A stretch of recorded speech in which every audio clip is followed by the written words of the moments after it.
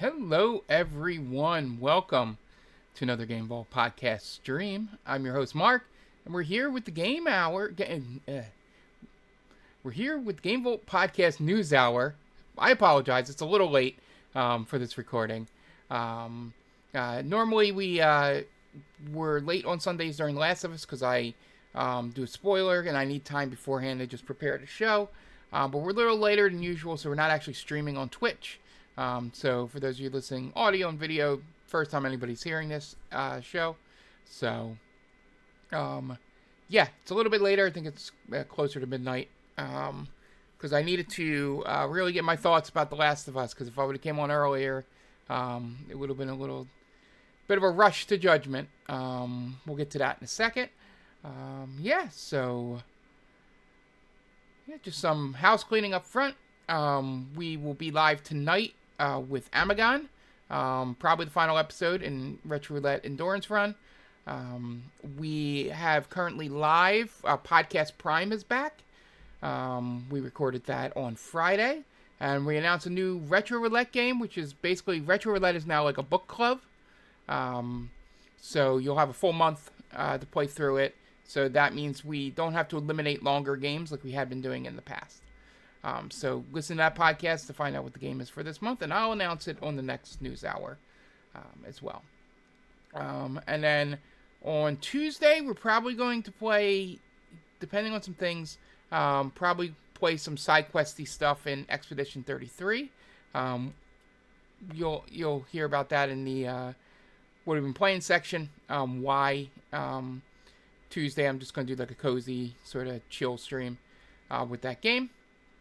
And then Thursday will be Final Fantasy 6. And then Friday, Saturday, Sunday, Clair Obscur, Expedition 33. We'll see if we can finish it this weekend. We're currently in Act 3.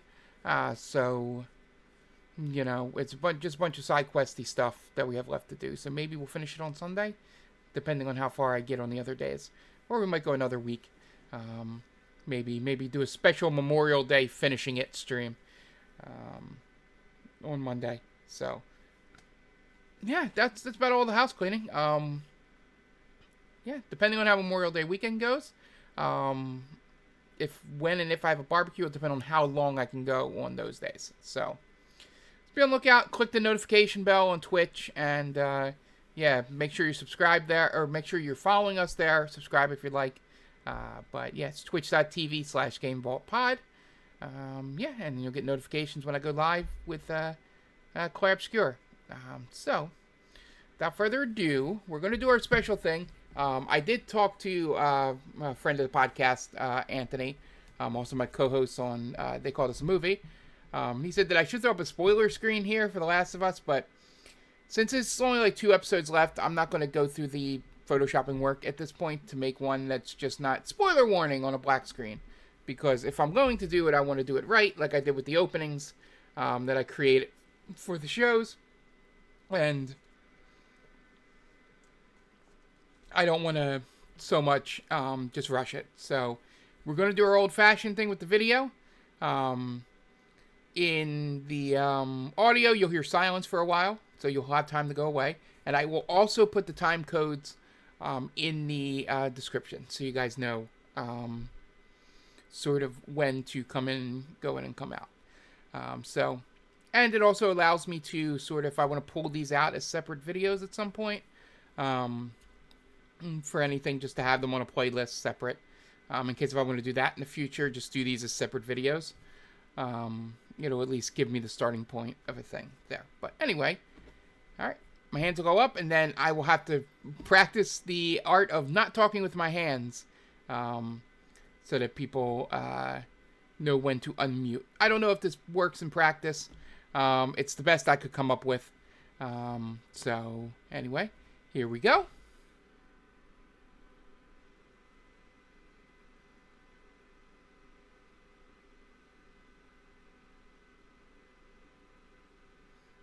Alright, so episode 6, The Last of Us, was a flashback episode. So they did a bunch of flashbacks, added a couple that we don't get in the game, but were need it for the show because they needed to show things that happened that they had only made reference to. This is the first episode that I think I was actually, as soon as it, like the last 10 minutes of the episode, I was actually mad. If you listen to They Call This a Movie, you know, I'm mostly a positive voice on things and don't really get upset or frustrated, or I try to find something good in everything or defend filmmakers as best I can on there. I don't know, it's just a personality trait of mine to try and look for the best in everything, which makes me not the best critic, but it is something that is very, very rare that I get upset about something that is a really good episode, but I got pretty angry at one big change they made from the game. So I'll go through the episode, and then when we get to that part, I will fully dive deep into it. But I needed the extra like half hour, 45 minutes that we could have went live and did this live stream to basically calm down, because you know I didn't want to rage on the internet, but I want to think and have thoughtful reaction to it. So it opens with something that was very interesting, and it sort of ties everything into the episode by the end. So they start by going into Joel's past in 1983. Essentially, I'm assuming Tommy would be 11 to 13 in this, because he goes to the Gulf War in 1991. So he would have to be around 18 then for that. So it starts in 1983, so you got to think he's like 13, 14.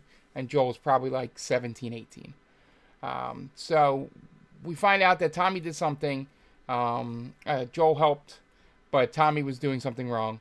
And whatever incident happened, Joel was involved with. But Tommy was worried that his dad would come and beat them with a belt. So Joel said, "No, I will take the blame, and I will take the belt. Go upstairs. Don't say anything." So then we have the scene, and it's a very well done scene because it has that thought process that every parent or older person that's getting older, that's a parental figure, just wants the next generation to just be a little bit better than them. In some cases, you don't see that. But that's a general thing that should happen in a good society, is that the next generation should absolutely do a little bit better. So he has this whole thing where he, instead of beating Joel, he sort of breaks down because he sees that Joel is basically standing up to him, and he explained how much worse his father was, and you know that he's not going to basically do anything this time. So he just lets it be, but basically admits to him that he's been bad as a father, but he doesn't know any better. So it's no surprise to you out there that his Joel's dad's a cop. So, you know, search 40% cops on Google. You'll see. So they cut that off, and then they go back to, I believe it opens with him talking to Seth, where we find out that Seth was also a cop, which makes total sense. And sort of here's one thing that I can't wait to hear the broadcast. Oh, sorry. The official pod. Because I think I know what their reasoning is going to be here, but they don't say it in the show, which someone that remembers things like I do, and probably a good majority of the people watching have memories of. So basically goes and talks to Seth and finds out that we don't know this until like a couple minutes later, but that he bakes a cake. So if you remember everything from the opening episode of the series and the story behind how cordyceps spread in this world, it was that it was inside like all the like food products. Like the cookies are a big thing that's shown as infecting the older people, all the people that have had anything to do flour or anything like that. So the fact they make the cake has me questioning things, but could also be that in the 25 plus years since Outbreak Day, maybe when they grow new wheat and products needed for creating flour and things, they did it without having the cordyceps on it. That's probably the explanation, but, at least explain that, because in my head, I'm like, what the fuck? I guess the cookie thing earlier should have clued me in, but I was too into that scene to realize that the cake thing really got me. But it's probably just it was a once-in-a-lifetime thing that it got into the food and all that, I guess, and not an ongoing problem.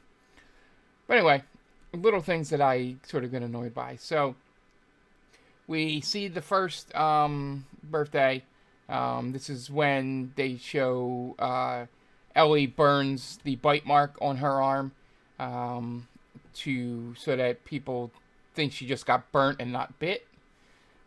So she's on painkillers in this. Bella does a good job. It's a little bit not, like, a little bit cringeworthy, her acting on painkillers. But everything else in the scene is too good. It sort of overshadows it a bit. But so we get that scene, and Joel and Tommy, everything, and then he gives her the guitar, with the moth, carved in it, which is a big deal for us to play the game. And so fast forwards a year, to the next birthday, the next one, in the game, this is spread throughout the game, but they're doing them back to back to back here. So we have the flashback that involves the, Science Museum with the dinosaurs and all that. They trimmed this one down and basically just do the space stuff, even though I saw the stuff in the behind the scenes that they did film in the part that was had the dinosaur bones and all in it. I don't know if that'll come back later or something, or it stayed on the cutting room floor.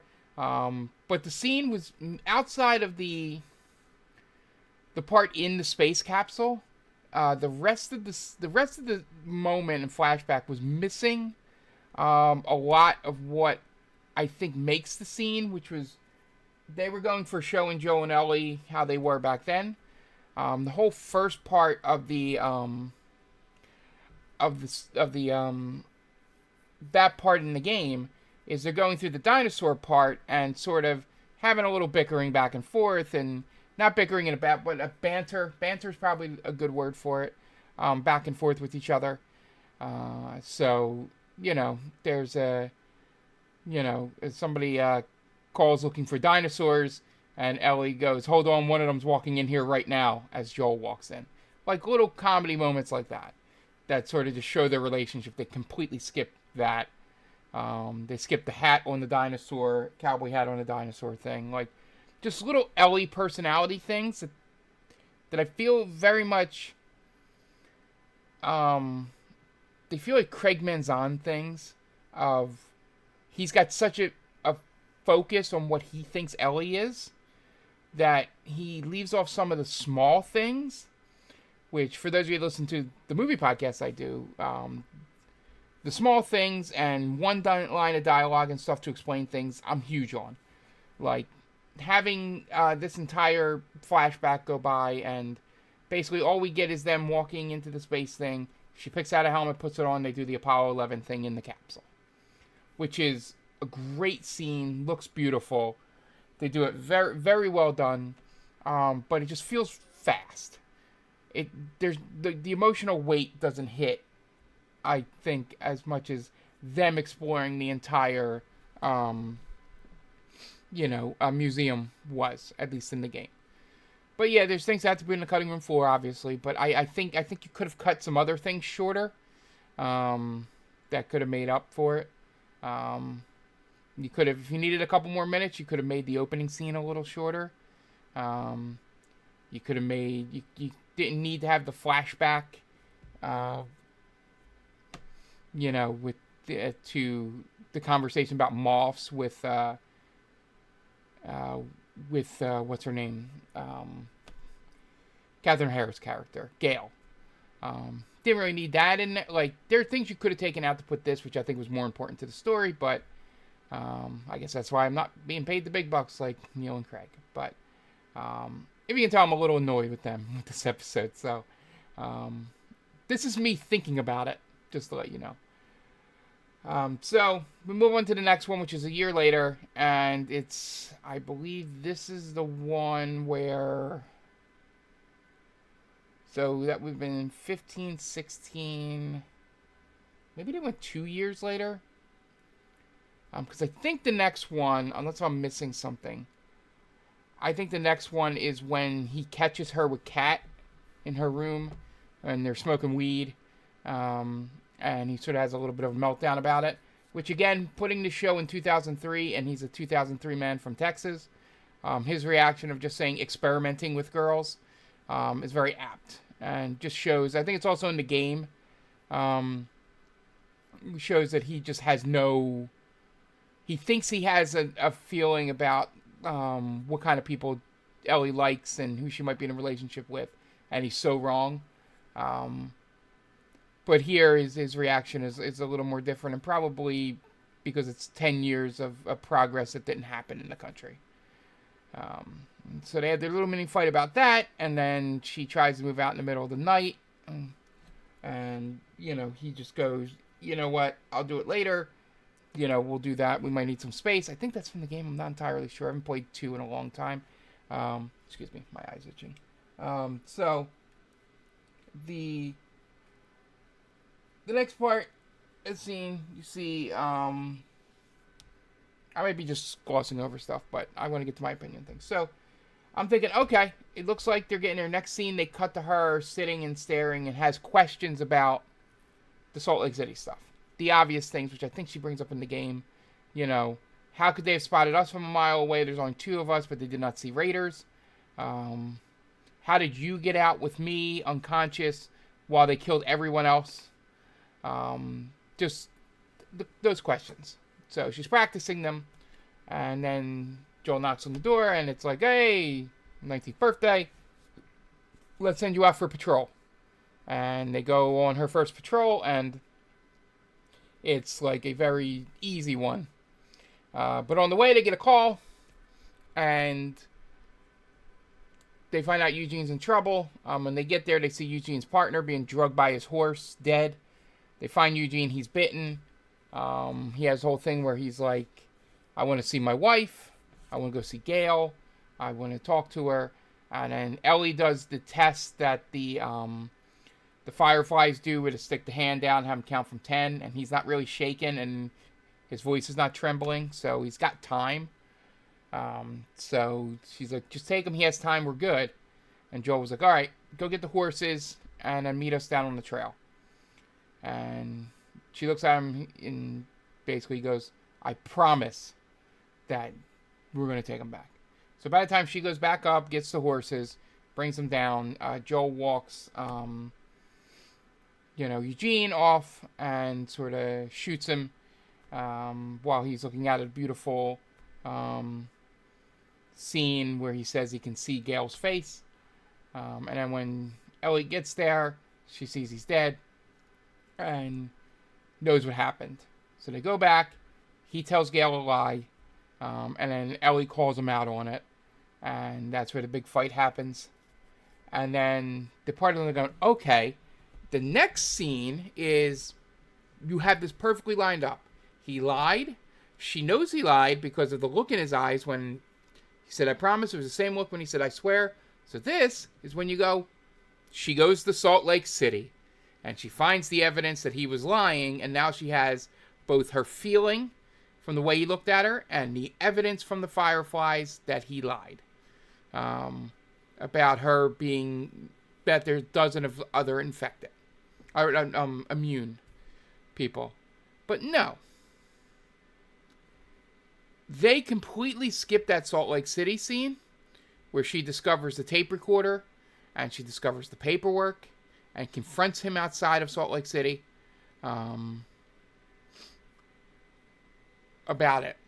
And they go right to New Year's Eve, and they have something that'll probably come up later. Probably the reason why Tommy ends up going to Seattle is that your family now, blah, blah, blah, blah, blah, with Maria. And they had the Seth scene again. You see from Joel's perspective, him walking off instead of from Ellie's perspective.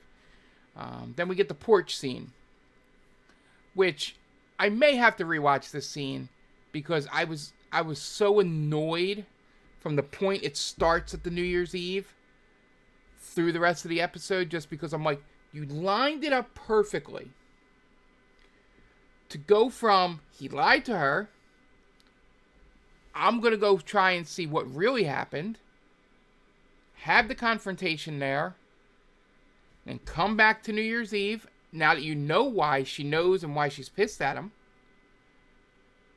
And then you can do the porch scene. I got to watch the porch scene again from the game to see, because my feeling is, watch with the hands, Mark, I have a feeling that a lot of the dialogue from the TV porch scene, some of it is taken from the confrontation in Salt Lake City, and they just sort of condensed them together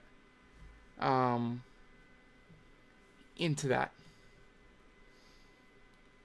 And I don't know if they did it for time or they thought this, but the thing that made me most mad, and this is what why I had to like sit back, think about it, and just go, okay, like not be piping hot take mad. I think they mainly did it for time purposes, where they probably didn't want to go shoot another location, despite the fact that they have the set already from the Abby flashback.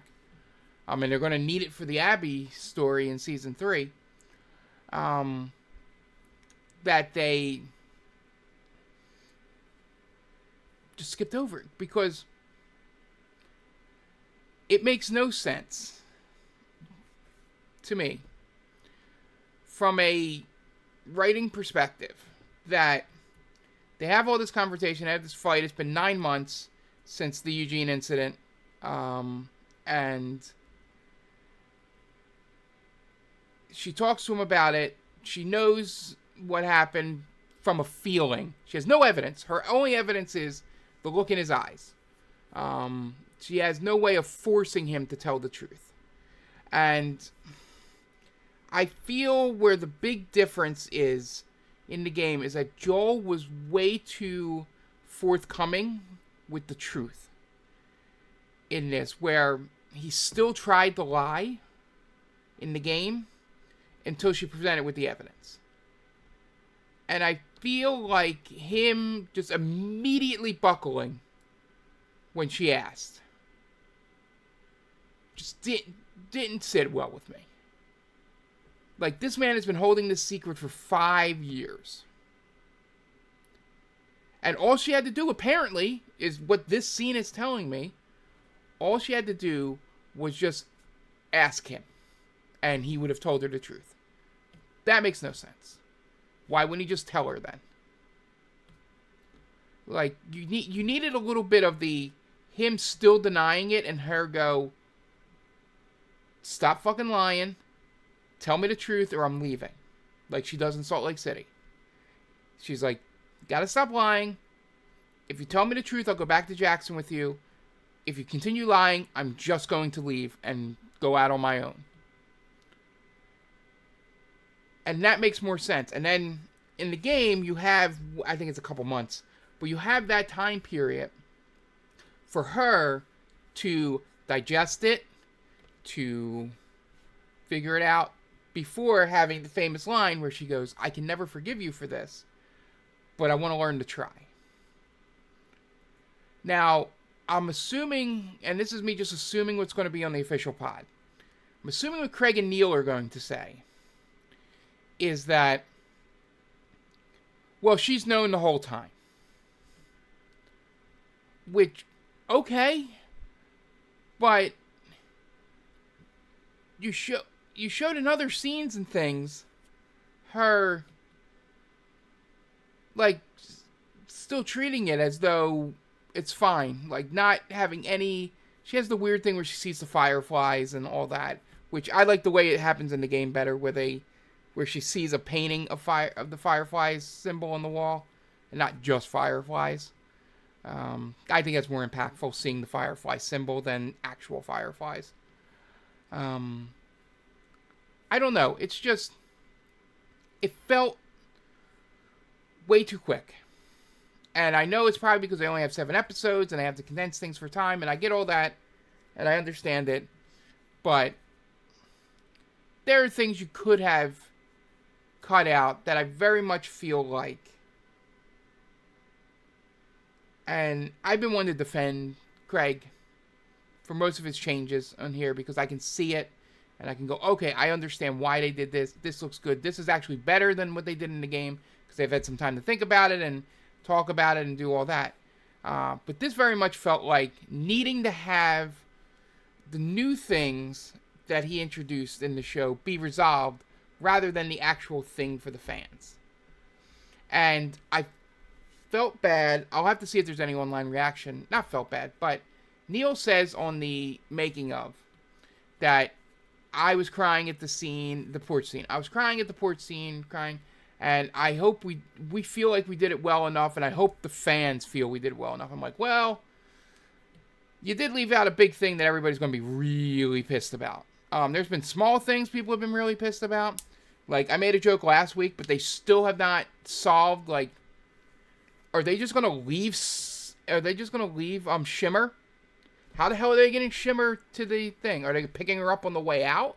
They have to show that. I mean, or maybe it's just, oh, no, fans won't think about the horse. No. Don't worry about it. Shh. Horse is fine. Horse is fine. Even though it dies in the game. Horse is fine. Shh. Shimmer's good. She's eating grass at the record store. It's gonna, it just feels like things that they wanted to be different or they didn't want to do some controversial thing, and it just doesn't work. Like, a lot of the changes in season 1 were spot on and nailed it perfectly.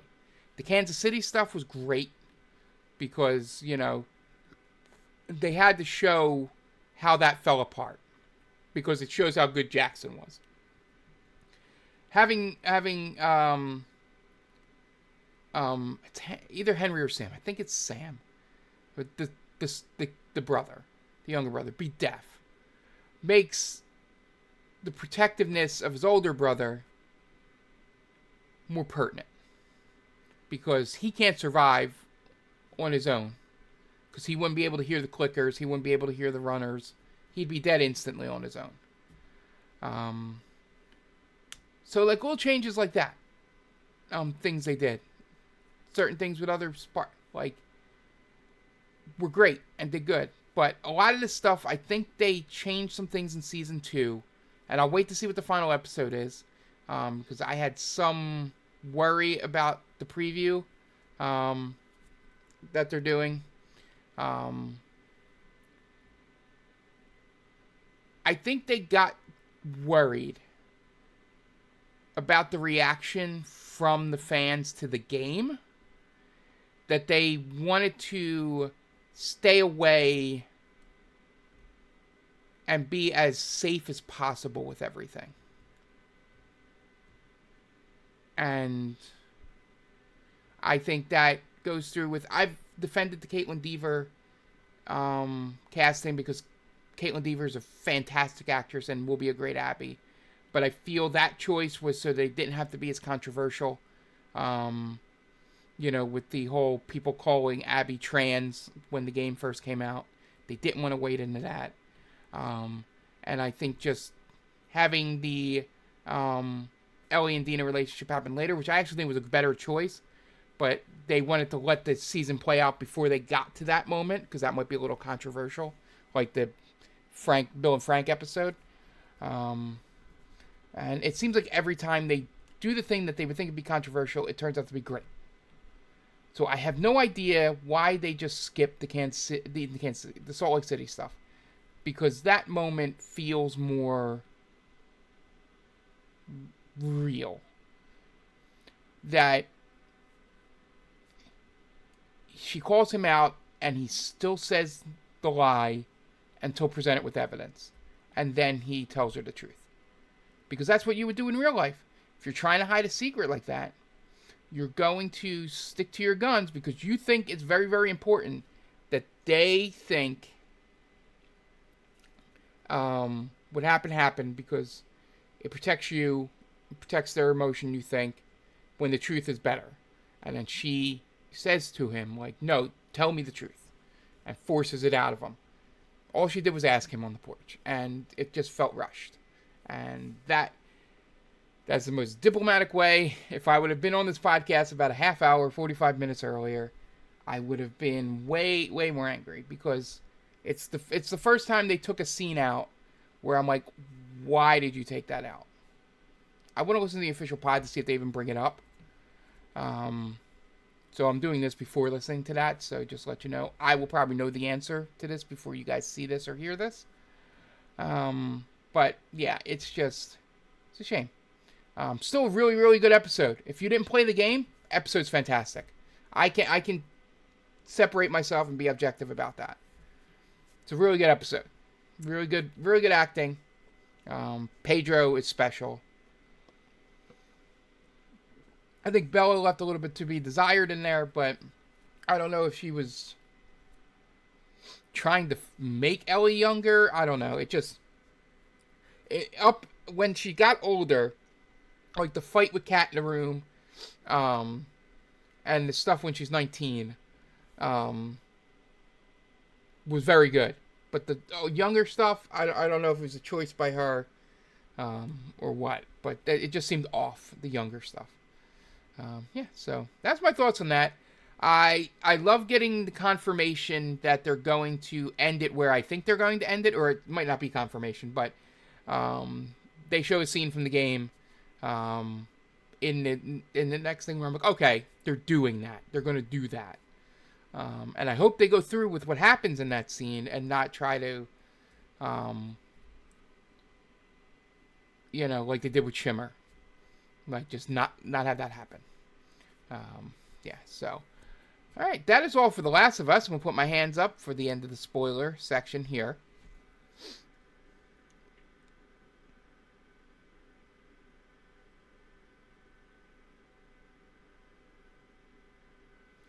Alright, we're done. Spoilers for Last of Us there.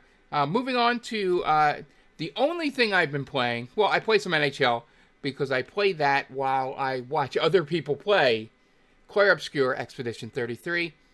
By God, this might be the best game that I've played. I'd have to really sit down and think about it and look through game releases and my Game of the Year list. But this could be the best game I've played in a long time. Like, it has just about everything. It might even rival it might be remake. Might be. I'll have to look back. In terms of games I played, I mean, it blows Metaphor out of the water. Persona, maybe Persona 5. It might go all the way back to Persona 5. But yeah, this game's unreal. The combat, as I said last week, top notch. It only gets better. And I found out this week from somebody on the stream, which if I was doing this live, I would shout them out. But since it's recorded, we'll just say someone showed up to the stream and asked me why I was fighting this super boss without the damage limiter being taken off. I did not know when I would be getting the damage limiter, and apparently I was pretty close to getting it. So that just shows you how much, and I was doing really good against this boss. I ended up losing, obviously, because it has way more health than somebody who can only hit for 10,000 points at max can do. So, yeah, the parry and dodge system allows you can beat higher level enemies. It's kind of like that Paper Mario stuff where you can beat stuff higher if you're really good at the timing. It may take you a long time, but if you're really good at parrying and don't get hit a lot, you can beat things you shouldn't be beating, which apparently I was beating a lot of things I shouldn't be beating, which pro gamer here. And it was just, I've talked about, I can't wait till the spoiler cast, to just go off on the story itself, because all I kept repeating at the end of the stream yesterday when we were going through the final cutscenes of that session, not of the game, of that session, I just kept saying over and over again a lot of times, I fucking love this. This is awesome. I can't believe they made that choice. It is great. And it is close to, like, as jokingly said, and I'll do a little bit tongue-in-cheek here, but, the term pure cinema. In the actual non-ironic sense of that word. If it should win Game of the Year. Will it? Who knows? It should win Game of the Year. But 100%, and this is without GTA being here, this is going to be, I don't know what could pass it. Now there could be something like how Astrobot and stuff had great, but it should win game direction. This might be, in terms of long, epic RPGs, action games and stuff like that, this has to be the best directed game that I can remember. Like, there are so many shots that are just set up, and it's just like, when I walked into a room, I'm just like, what the fuck? This is gorgeous. And just the way they shoot scenes with, characters in the background, as, and, like, there's one point where I don't know what one character's talking, because the things the character's saying could mean both people that are standing in front of them, and just the way they shoot it to keep that mystery going until they reveal who they're talking about. Fantastic. It is so good. I recommend anybody who really likes story in video games, go and play this game. Put it on story mode so that the combat's super easy for you. Even though the combat's one of the top things, and probably my favorite thing in the game. And story's right there. It's like 1 and 1A.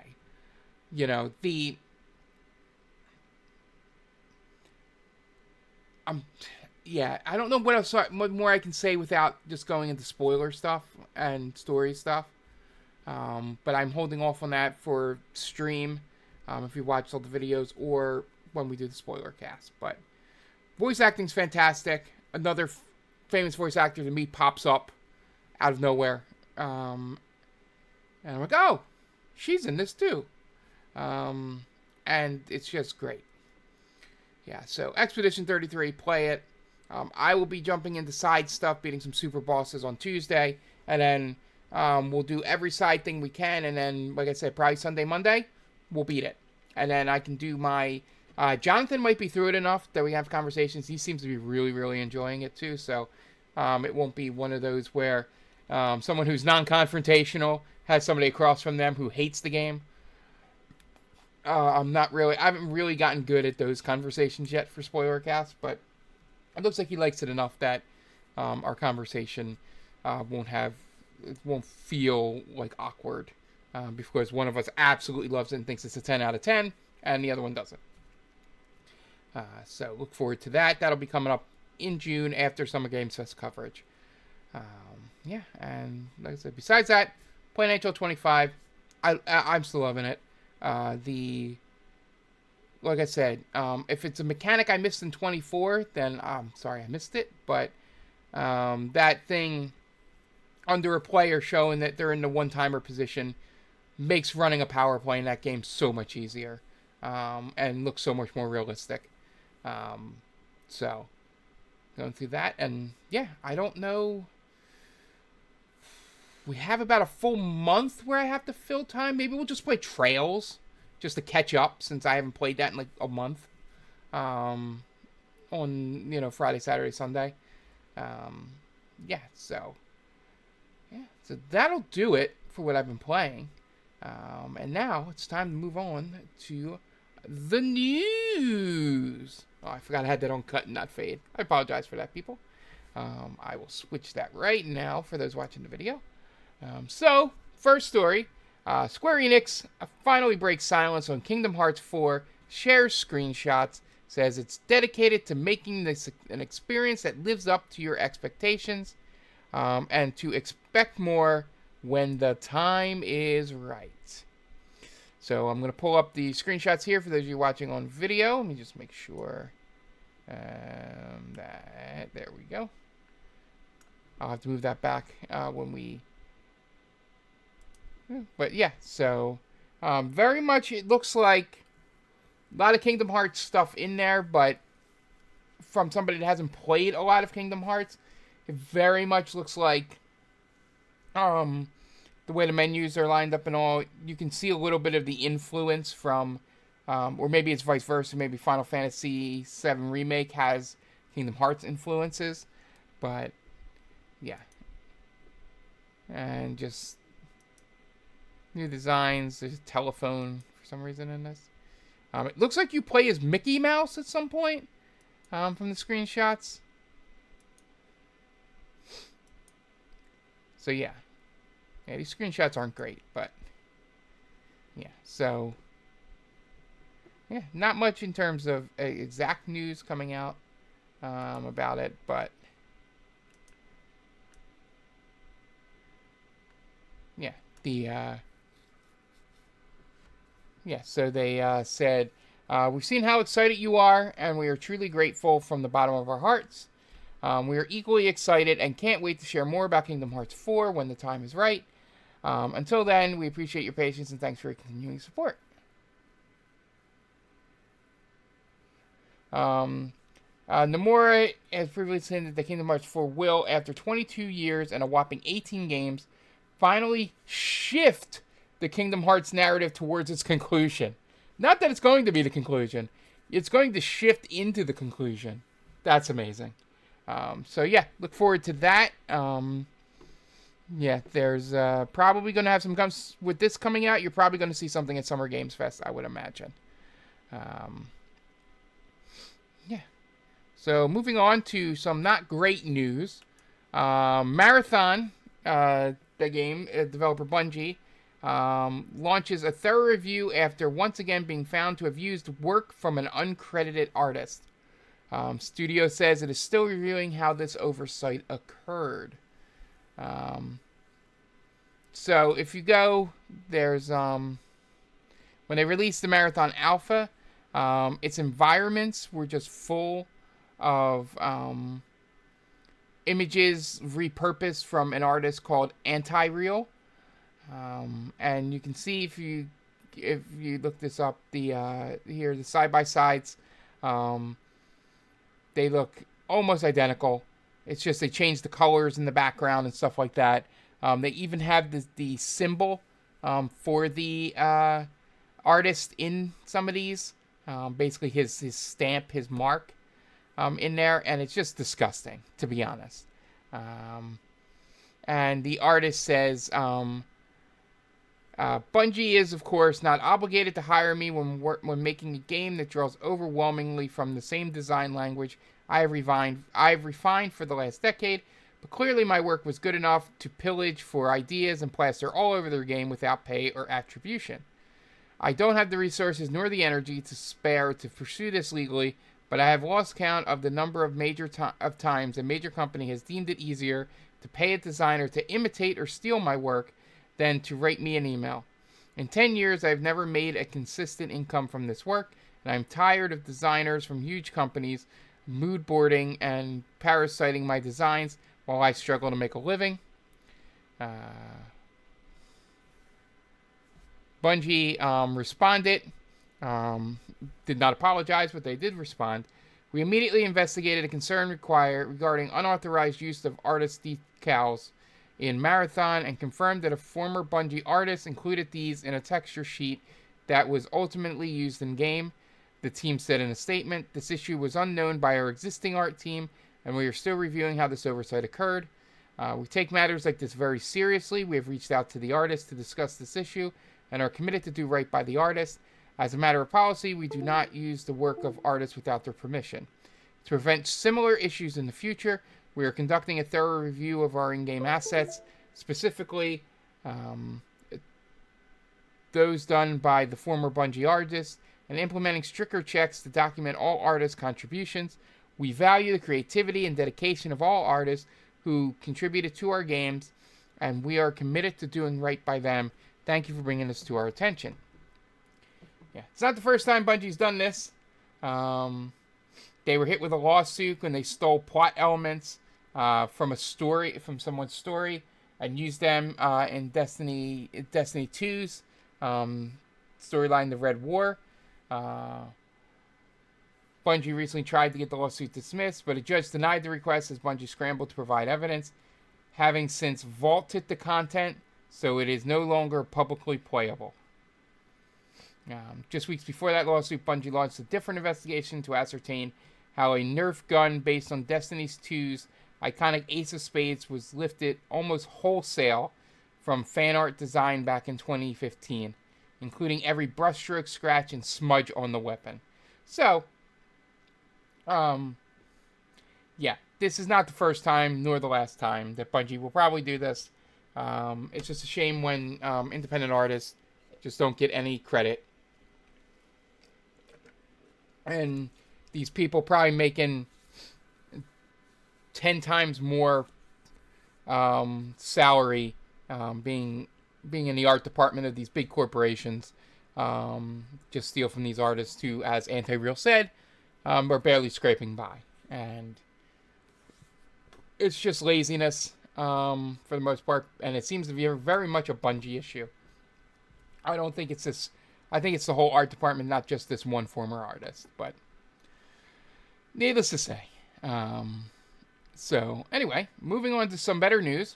Persona 5: The Phantom X brings the Phantom Thieves to PC and mobile devices next month. It's a free-to-play spin-off. So always interesting to see when I... Yeah,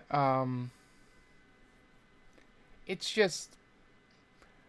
My thought with this, whenever they do the spin-offs, which they've done a bunch with the dancing rhythm games, and, you know, they've been doing a lot with Persona 5. They did Tactica, they did the other, like, Musou-style game, I believe. But every time they do something like this, I get worried that it's just longer and longer until they get a Persona 6 out there, and that's what I want the most as a single-player person. And in this game, you play different people, and the original Persona 5 people will pop up via special contracts.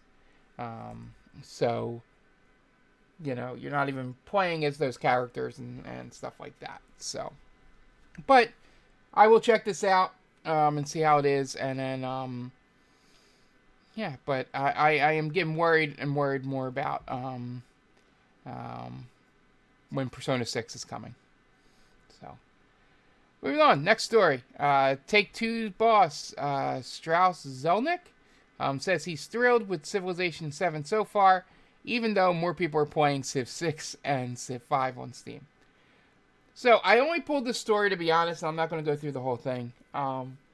Is I had a moment, I think it was about a month ago at this point, where I honestly, truly, not a bit, completely forgot that I had purchased Civilization 7. I didn't remember I had it until I was, you know, running an audit of my Steam downloads to get games, you know, uninstall games that I'm not playing.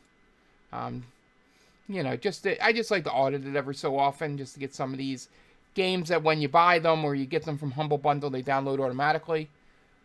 Just get them off there. So, yeah, I had completely forgotten I had done this, and it just didn't hook me. Maybe I'll go back to it a little bit later when they've put some updates in, and maybe buy, you know, some of the new, you know, stuff they put out there. But I completely forgot this existed. So, yeah, the fact that I probably have more desire to go back and play 6 than go back and jump into 7. It says everything you need to know about it. So hopefully they'll do what they did with 6, because 6 had the same problem with 5. And just put in something that just completely changes the script on it. And it was like their first big update for 6, totally changed the narrative. So hopefully I'll be able to do that with 7. So moving on, Nintendo cleared up. We had mentioned this on Podcast Prime. Says that the Switch 2 will only support VRR, variable refresh rate, in handheld mode, not on the TV. So if you're wondering why VRR disappeared from some of the specs, is because it is only in handheld only, not on the TV. The VRR gets you up to 120 hertz. So that's your at the beginning of your Nintendo block here. So if you need VRR, it's going to be in there, but just in your handheld mode. Nintendo just dropped a bunch of info on Switch 1 games that are getting free performance upgrades on the Switch 2. So that list is, I'm just going to pick out the ones that are probably relevant. ARMS. No, that's a little bit of a joke. But yeah, ARMS. Captain Toad Treasure Tracker. New Super Mario Bros. U Deluxe. Scarlet and Violet Pokemon. Super Mario 3D World and Bowser's Fury. Super Mario Odyssey. Echoes of Wisdom. And Link's Awakening. I'm assuming these, I didn't read the thing, these have to be on the digital games. Unless if the carts from Switch 1 fit in Switch 2. I don't know if that's true, but yeah. So yeah, if you have those games, you'll get free performance upgrades on Switch 2. And finally, on Nintendo, the Switch 2's optional GR and GL buttons, which are the ones on the back of the Pro Controller, I believe. Or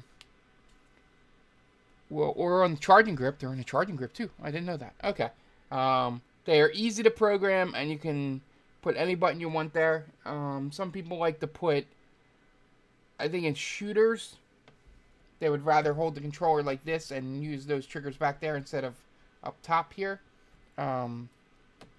I think if I was playing like hockey, like NHL 25, the problem I have is up here, the back buttons are like your sort of, put your body in a good position to pass, and then like left trigger and then right trigger, or L2, R2, is those buttons, and then the front buttons, the bumper or the R1 and L1, do something different, and I accidentally will hit the front buttons, so having them, being able to remap them to the back might actually work out better for things. So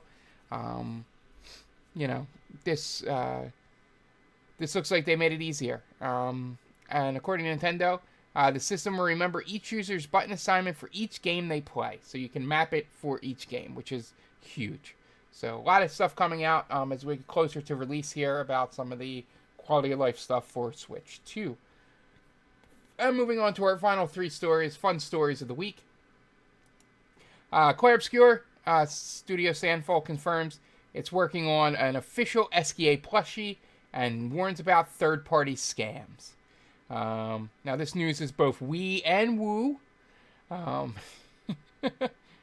I love SKA. He's Character of the Year. So, be on the lookout for that, but do not buy anything you see currently out there that's SKA plushies, because they are not the official stuff. So, but I will buy an SKA plushie if they're reasonably priced. My favorite character of the year so far.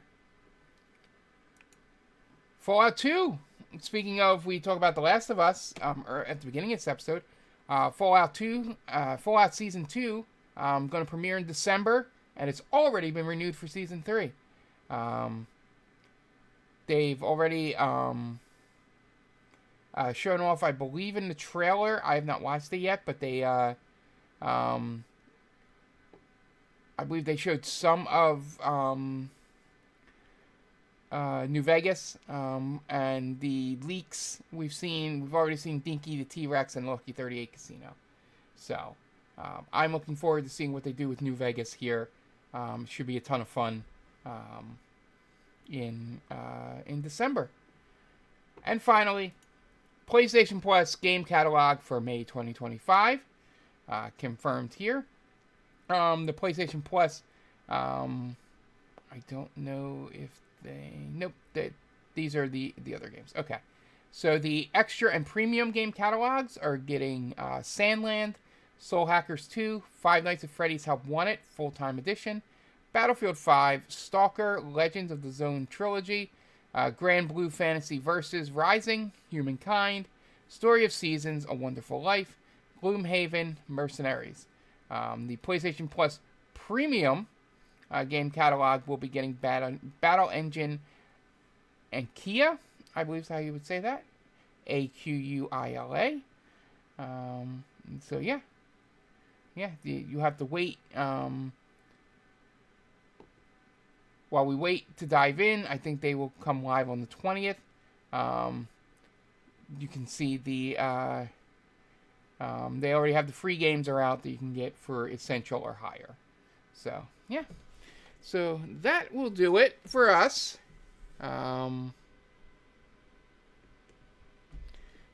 I don't know when my camera froze, but we will fix that right now. So thank you guys for listening. I don't know what. Nope. Let's see. Activate. All right. We might have lost my camera, so I apologize. Hopefully the sound is still coming through. So we will be back tomorrow or actually tonight with Amagon.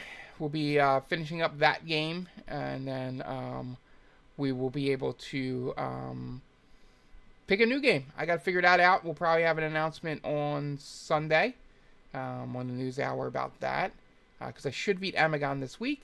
And then on Tuesday, we'll see where we are, or see where I am, and see if we can just do a little side mission fun stuff now that I can break the damage limit on Clair Obscur Expedition 33. And then we have the Final Fantasy 6 on Thursday. We're getting up to a really, really good part. I can't wait to see Tom's reaction to it. He knows some things, but not everything. Friday, Saturday, Sunday, Monday. In some order, maybe 3 of 4, 4 of 4. We'll be playing Clair Obscur Expedition 33 and probably finishing it. It would be nice to finish it before SGF. I would like to finish it next week. Just so I get a little bit of time off and can take a week off from streaming on weekends outside of Trails. We'll do Trails on Saturday, not this Saturday, but the Saturday after. But I won't do Fridays and all that stuff. We'll go full Goblin mode the next week for Trails. But hopefully we can beat it. If not, we'll just keep going. I love this game. I don't mind if I have to play for 100 plus hours. It is a really, really good game. So, that'll do it all for us tonight. I don't know what happened to my camera. So I am just a disembodied voice here signing off for those of you watching the video. So thank you guys for joining me. We'll see you tonight, and it is fun as always. We'll see you next time. Bye!